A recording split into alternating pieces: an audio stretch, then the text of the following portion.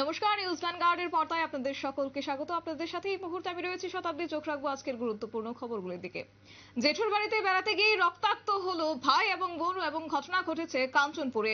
কাঞ্চনপুরে জেঠুর বাড়িতে বেড়াতে গিয়েই ঘটলো বিপত্তি। মার খেয়ে রক্তাক্ত হয়ে বাড়ি যাওয়া ভাই এবং বোনের পরিবার সূত্রেই জানা গেছে যে গত 19 এপ্রিল সোমবার মাছমারার উত্তর ধনিছড়া গ্রামের শ্রীমতী পার্বতী মালাকারের ছেলে রূপন মালাকার এবং মেয়ে শিলা রানী মালাকার কাঞ্চনপুরের অহল্যাপুর গ্রামে জেঠুর বাড়িতে বেড়াতে আসে এবং সবকিছু ঠিকঠাক চলছিল। কিন্তু হঠাৎ করে মঙ্গলবার রাতে ভাই এবং বোনের উপর অতর্কিত আক্রমণ করে জ্যেষ্ঠতো ভাই সহ পরিবারের অন্যান্যরা। কিন্তু কিসের কারণে তাদের উপর আক্রমণ করা হয়েছে কিছু বুঝতে পারেনি রূপক মালাকার। পরবর্তীতে মার খেয়ে জেঠুর বাড়ির এলাকা থেকে পালিয়ে কিছুটা দূরে গিয়ে মাকে ফোন করে সবকিছু বলে এবং তাড়াতাড়ি কাঞ্চনপুরে এসে তাদের উদ্ধার করার জন্য আসেন তারা। এবং তখনই ঘড়িতে বাজে রাত আনুমানিক 1টা। এত রাত্রিতে ছেলের এমন কথা শুনে তড়িঘড়ি করেই মাছমারা এলাকা থেকে একটি গাড়ি রিজার্ভ করে কাঞ্চনপুরে ছুটে আসে মা অর্থাৎ পার্বতী মালাকার। কাঞ্চনপুরে আসার পরে কাঞ্চনপুর থানায় পুলিশের সহায়তায় অহল্যাপুরে গিয়ে ছেলে এবং মেয়েকে এলাকা থেকে নিয়ে আসেন মা। গোটা বিষয় সম্পর্কে তাদের কি বক্তব্য রয়েছে, কি বলছেন তারা, শুনুন।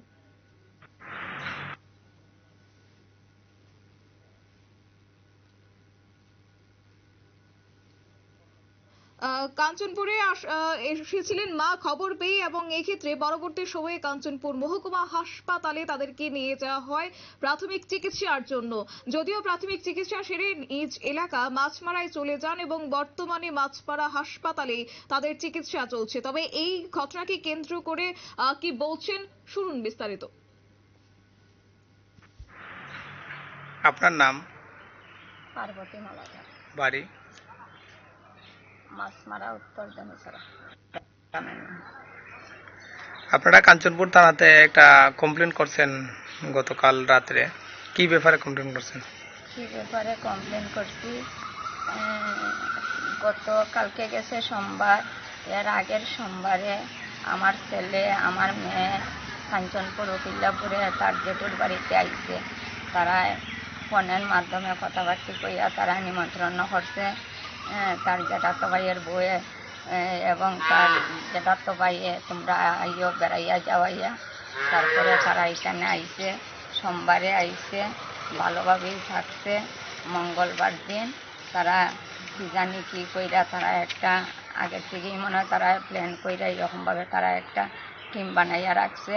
বানানোর পরে তারা হঠাৎ কইরা গভীর রাত্রে তারা আমার ছেলেরে, আমার মেয়েরে, আমার মেয়ের নাম হইল শিলা রানী মালাকার, ছেলের নাম হইল রিপন মালাকার, হঠাৎ তারা মারপিট করা আরম্ভ করছে।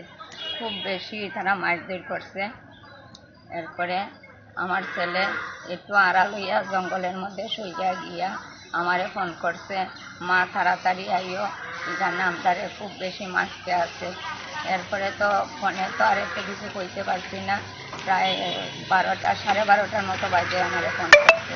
পরে তাড়াতাড়ি কইরা একটা গাড়ি সংগ্রহ কইরা লইয়া আমি খুব বেশি, তারপরেও বাড়ির থেকে বাইরনের পরে আবার ফোন করছে যে খুব বেশি এখানে উশৃঙ্খল হইতে আছে, তোমরা একা আইও না। অতটুকুই কইছে, ছেলে আর কিছু কইতে পারছে না। তারপরে ওই তারই কথা শুনি না আইয়া কাঞ্চনপুর উকিল্লাপুরে না ঢুকিয়া কাঞ্চনপুর থানাতে ঢুকছি। ঢুকিয়া সেইটা কাঞ্চনপুর থানাতে ঢুকিয়া ওই পুলিশ কর্মী তারারে লইয়া সেইটা আমরা উকিল্লাপুরে যাইয়া ঢুকছি। ঢুকিয়া তারার এখান থেকে প্রচণ্ডভাবে মারধর কইরা সেইটা।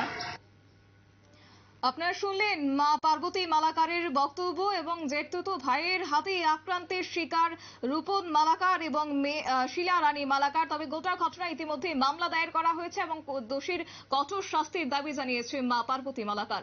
নিয়ে নিচ্ছে ছোট একটি বিজ্ঞাপন বিরতি, সঙ্গে থাকুন।